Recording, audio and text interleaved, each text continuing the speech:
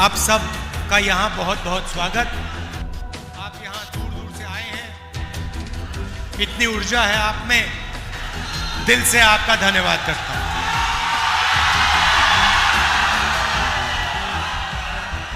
सानी जी ने अभी कहा कि उनको हम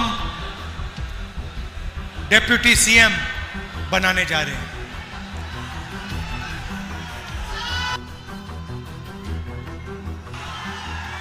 इसके पीछे सोच है, वो मैं आपको बताना चाहता हूं। देखिए, बिहार में अलग अलग लोग रहते हैं, अलग अलग जात के, अलग धर्म के लोग रहते हैं। पिछड़ा वर्ग है, अति पिछड़ा वर्ग है, दलित वर्ग है, महादलित है, अल्पसंख्यक हैं, जनरल कास्ट हैं, अलग अलग लोग बिहार में रहते हैं। और महागठबंधन ने और हमने निर्णय लिया है कि जो सरकार बनेगी, महागठबंधन की जो सरकार बनेगी, उस सरकार में बिहार के सारे लोग शामिल होंगे। मैं उदाहरण देता हूं आपको। हमने सिर्फ, अगर मैं अति पिछड़ों की बात करूं, तो हमने सिर्फ सैनी जी को डिप्टी सीएम का दर्जा नहीं दिया है। हमने अति पिछड़ों के लिए एक मैनिफेस्टो, एक प्लान बनाया है।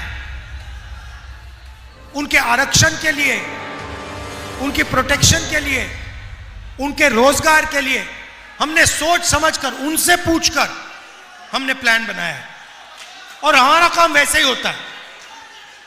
हम चाहते हैं कि ये जो सरकार आए, जो आने वाली है, इसमें बिहार की आवाज सुनाई दे, बिहार के युवाओं की आवाज। आजकल क्या हो रहा है? आजकल कहा जाता है कि नीतीश जी की सरकार है, कहा जाता है, मगर आपको क्या लगता है? आपको लगता है कि नीतीश जी सरकार चलाते हैं? मैं आपको बताता हूं, नीतीश जी सरकार नहीं चलाते।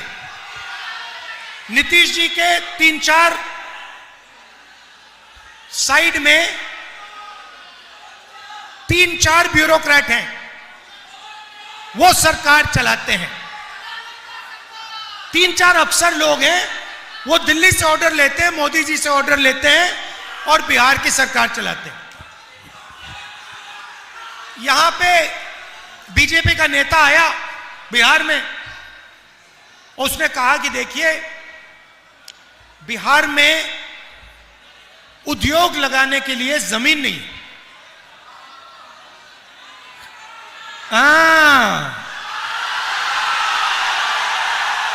बिहार में उद्योग लगाने के लिए जमीन नहीं है, मगर अदानी के लिए जितनी जमीन चाहिए ले लो।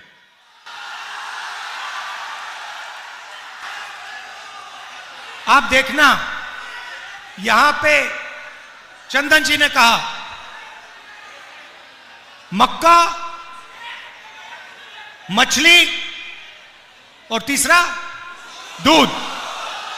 मक्का, मछली और दूध।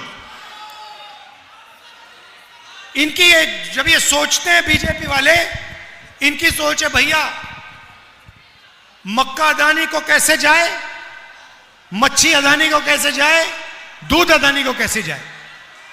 इनकी ये प्लानिंग है। हिंदुस्तान की सीमेंट की कंपनियां दे दी, एयरपोर्ट दे दिए, पोर्ट दे दिए, सोलर पावर दे दिया, बिजली दे दी, डिफेंस इंडस्ट्री दे दी। ये चाहते हैं कि हिंदुस्तान का सारा धन अदानी और अंबानी जी के हाथ में हो। और हम चाहते हैं कि मक्का, मछली और दूध का फायदा बिहार के लोगों को और बिहार के किसानों को जाए।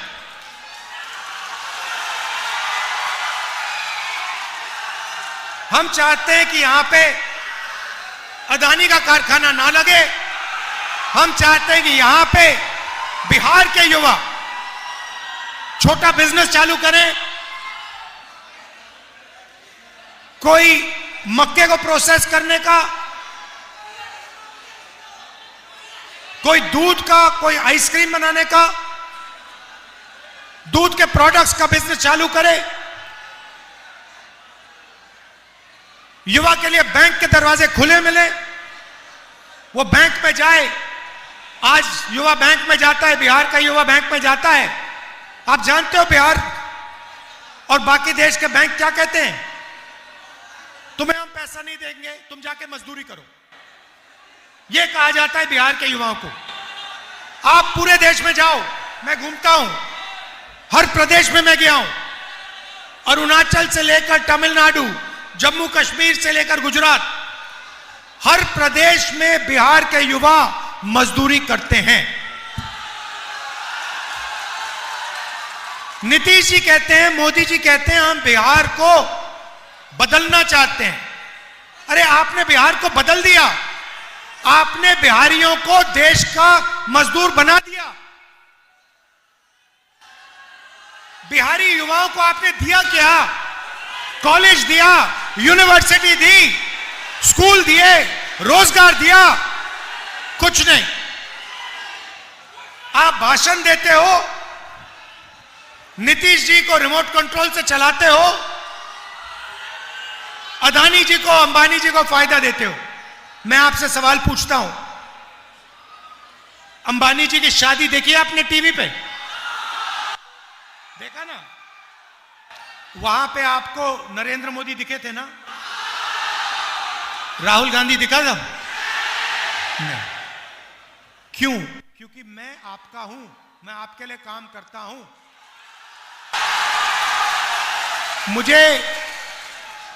मुझे शादी में जाने की कोई जरूरत नहीं है। मेरा काम, अच्छा किसान मुझे घर में शादी में बुलाए, मैं पहुंच जाऊंगा।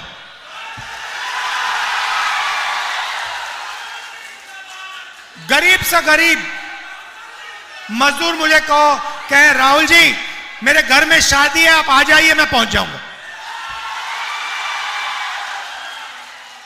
आज अभी कुछ देर पहले सानी जी और मैं तालाब में मच्छी पकड़ने गए आज सुबह। क्यों? क्योंकि मैं चाहता हूं कोई भी हो, किसान हो, मच्छी मार हो, मजदूर हो, उसे लगे कि मेरे साथ राहुल गांधी खड़ा हुआ है।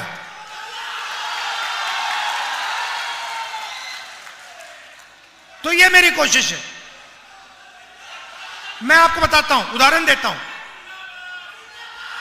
छोटा सा आपको उदाहरण देता हूं, आप समझ जाओगे मैं क्या कह रहा हूं।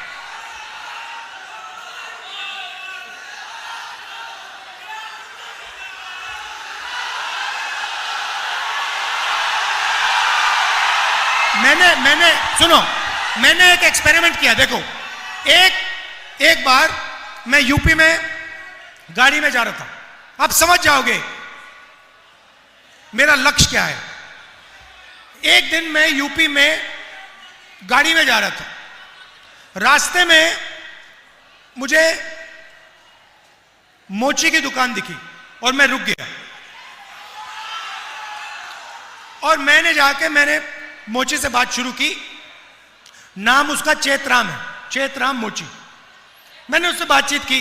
वो मुझे कहता है राहुल जी आप यहां आए हो, आपने मेरी इज्जत की है, मेरी कोई इज्जत नहीं करता। आप आए हो, आपने मेरी इज्जत की। फिर मैं देख रहा था वो जूता बना रहा था, उसका हुनर, उसकी तपस्या थी। पूरी जिंदगी उसने मोची का काम किया, अनलिमिटेड ज्ञान था उसका। और मैंने उससे बातचीत की, मैंने उससे कहा कि चेतराम जी एक बात बताइए, आपको किस चीज की जरूरत है? और उसने मुझे कहा, राहुल जी मेरी दुकान बंद हो रही है, मेरी दुकान बंद हो रही है। उसका बेटा कहता है, राहुल जी मैं तो पापा के साथ काम नहीं करूंगा, मैं कुछ और करना चाहता हूं। मैंने उससे कहा कि चेतराम जी आपको किस चीज की जरूरत है? उन्होंने मुझे कहा, राहुल जी मुझे एक मशीन है, अगर आपने मेरे लिए वो कहीं से मेरे लिए वो आप मशीन ले आए तो मेरी जिंदगी बदल जाएगी, मेरी एक नहीं 2-3 दुकानें हो जाएंगी। तो हमने छोटी सी मशीन, कोई बड़ी मशीन नहीं थी, छोटी सी मशीन थी, 30,000 रुपए की मशीन थी, हमने वो मशीन चेतराम जी को दी। मैं बता रहा हूं आपको, वो चेतराम जी जिनकी एक दुकान नहीं चल रही थी, जो अकेला काम कर रहे थे, वही चेतराम जी उस मशीन के साथ उन्होंने 2 दुकानें खोली महीनों में, 6 महीने के अंदर 2 दुकानें खोल के 10 लोग उनके लिए काम कर रहे थे। तो आप में हुनर की कमी नहीं है, आप में मेहनत की कमी नहीं है। आपकी जो सरकार है वो आपकी मदद नहीं करना चाहती। अब देखिए, मैं आपको उदाहरण देता हूं। अब जो प्रधानमंत्री होता है वो देश के युवाओं की रक्षा करना, उसको रक्षा करनी चाहिए। उसे सोचना चाहिए कि मैं बेरोजगारी को कैसे मिटाऊं, सही। उसको दुनिया के एक्सपर्ट्स बुलाना चाहिए और उनसे पूछना चाहिए, भैया हम रोजगार के खिलाफ कैसे, बेरोजगारी के खिलाफ हम कैसे लड़ें। और अगर दिन में 24 घंटे हैं तो हिंदुस्तान के प्रधानमंत्री को 6, 7, 8 घंटे तो इसमें लगा देने चाहिए कि मैं अपने देश के युवाओं को रोजगार कैसे दिलवाऊं, बिहार के युवाओं को मैं कैसे रोजगार दिलवाऊं। रोजगार क्या होता है? रोजगार का मतलब, दूसरा तरीका बोलने का, मैं बिहार के युवाओं के जेब में पैसा कैसे डालूं, यही है रोजगार का मतलब। इसके जेब में महीने का 20, 25, 30, 40, 50 हजार रुपए कैसे डाला जाए, यही है ना रोजगार का मतलब। अब देखिए, अब प्रधानमंत्री यहां आते हैं और आपसे कहते हैं कि बीजेपी ने डेटा, मोबाइल फोन डेटा का दाम इतना कम कर दिया है कि आप दिन भर रील देख सकते हो, आप दिन भर इंस्टाग्राम पे जा सकते हो, आप फेसबुक पे जा सकते हो। आप देखो, ये प्रधानमंत्री आपको क्या बोल रहा है, ये आपको रोजगार नहीं दिला रहा, ये आपसे कह रहा है कि आप रील पे अपना टाइम जाया करो, आप इंस्टाग्राम पे अपना टाइम जाया करो। जब आप रील को प्ले करते हो, सीधा उनके दोस्त मुकेश अंबानी के जेब में पैसा जाता है। शर्म आनी चाहिए प्रधानमंत्री को, वो पैसा उसको दिलवा रहा है और आपसे कह रहा है कि भैया आप अपनी पूरी जिंदगी रील देखने में लगा दो। मतलब आप सपने में रहो, सपना देखते रहो, रील सपना है, रील से आपको कोई पैसा नहीं मिलेगा, रील से आपके पेट में खाना नहीं जाएगा, रील से आपको रोजगार नहीं मिलेगा, यह सच्चाई है। मैं चाहता हूं कि ये जो फोन है इस पे पीछे आज मेड इन चाइना लिखा है। मैं चाहता हूं इस फोन के पीछे मेड इन बिहार लिखा जाए। और मैं नहीं चाहता हूं कि बिहार के युवा और उनकी ऊर्जा जाया की जाए। आपने इस प्रदेश को बनाया है, जो भी है यहां पे, जो युवा हैं, आपके माता पिता, इन लोगों ने बनाया है। सड़कें हैं, पुल हैं, रेलवे लाइन है, ये आपकी मेहनत से बना है। सही बात है, गलत बात है? ये आपने बनाया है। मैं बेंगलोर में जाता हूं, बिहार के लोग मिलते हैं। मुंबई में बिहार के लोग, अरुणाचल बिहार के लोग, जम्मू कश्मीर बिहार के लोग, लद्दाख गया था मैं, सड़क बन रही थी, 15,000 फुट पे सड़क बन रही थी। लेबर कौन था? लेबर आप थे। बिहार के लोग वहां पे मेहनत कर रहे थे, फटे हुए कपड़े थे, ठंड में। तो आप लद्दाख में सड़क बनाते हो, मुंबई में इमारतें बनाते हो, आईटी का इंफ्रास्ट्रक्चर बनाते हो। इंफोसिस कंपनी वहां पे जो जिस बिल्डिंग में वो रहते हैं, काम करते हैं, वो आपने बनाई है। और बिहार में आपकी सरकार आपको कुछ नहीं करने देती, आपका खून चूसती है। हम चाहते हैं कि जैसे पहले बिहार दुनिया का शिक्षा का सेंटर हुआ करता था, नालंदा यूनिवर्सिटी, पूरी दुनिया से लोग यहां आते थे, जापान से, कोरिया से, चाइना से, इंग्लैंड से, वही हम चाहते हैं। मैंने पिछली मीटिंग में कहा, गठबंधन की सरकार शिक्षा पे काम करेगी।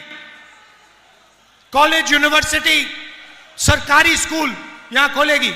मगर जिस दिन, मैं आपको बता रहा हूं, यह वायदा है, जिस दिन हिंदुस्तान में नेशनल लेवल पे इंडिया गठबंधन की सरकार बनेगी, उस दिन दुनिया की सबसे बेहतरीन यूनिवर्सिटी बिहार में बनेगी। मैं आपको बता रहा हूं। और उस यूनिवर्सिटी में हिंदुस्तान के बाकी प्रदेश छोड़ो, पूरी दुनिया से लोग यहां बिहार आएंगे, क्योंकि वो बिहार में पढ़ने, शिक्षा लेने आ रहे हैं। तो ये हम चाहते हैं। आप कभी दिल्ली जाओ, ऑल इंडिया मेडिकल इंस्टीट्यूट कभी गए हो? आप गए ना? उसके सामने मेट्रो है। कभी आप ऑल इंडिया मेडिकल इंस्टीट्यूट के सामने जो मेट्रो स्टेशन है, उसमें रात के समय नीचे जाके देखिए क्या हो रहा है। उसमें ठंड में 3-4 हजार लोग रात को ठंड में सोते हैं। क्यों? क्योंकि बिहार में उनको इलाज नहीं मिल सकता। बिहार के लोग ऑल इंडिया मेडिकल इंस्टीट्यूट के सामने एक दिन के लिए नहीं, इलाज के लिए 10-15 दिन, ठंड में 20 दिन मेट्रो स्टेशन के सामने। क्यों? क्योंकि सब जानते हैं कि बिहार में स्वास्थ्य नहीं मिल सकता। बिहार में लोग अस्पताल में जीने नहीं, मरने जाते हैं। तो अगर आपकी सरकार आपको रोजगार नहीं दे रही है, अस्पताल नहीं दे रही है, शिक्षा नहीं दे रही है, कॉलेज यूनिवर्सिटी नहीं दे रही है, पेपर लीक करा रही है, तो फिर इस सरकार ने आपको दिया क्या?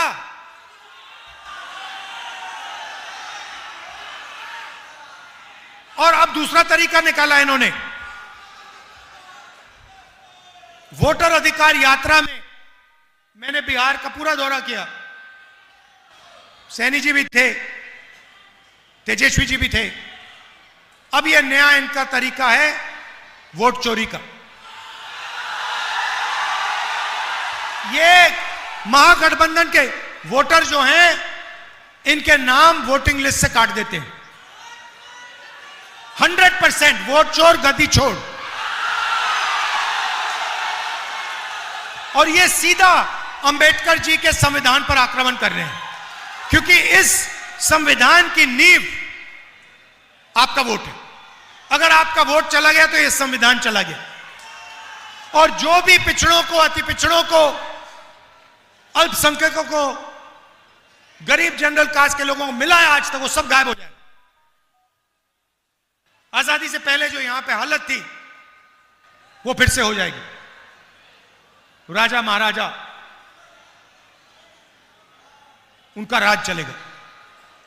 तो आपको यह भी देखना है कि चुनाव के समय ये लोग वोट चोरी ना करें। पोलिंग बूथ पे आपको खड़ा रहना है, वोटिंग लिस्ट चेक करनी है कि ये वोट चोरी ना करे और आपके हाथ से फिर से सरकार ना छीन ले। मध्य प्रदेश, हरियाणा, महाराष्ट्र, ये सारी की सारी सरकार इन्होंने चोरी की है। वोट चोरी करके सरकार हरियाणा में बनाई है, वोट चोरी करके सरकार महाराष्ट्र में बनाई। तो ये आपको नहीं होने देना है। आप यहां पे युवा हैं, चंदन यादव जी हैं, पीछे अनुपम जी भी बैठे हैं, मुझे दिख रहे हैं। आप इनका समर्थन कीजिए, भारी बहुमत से इन दोनों को जिताइए। जय हिंद, जय बिहार, धन्यवाद।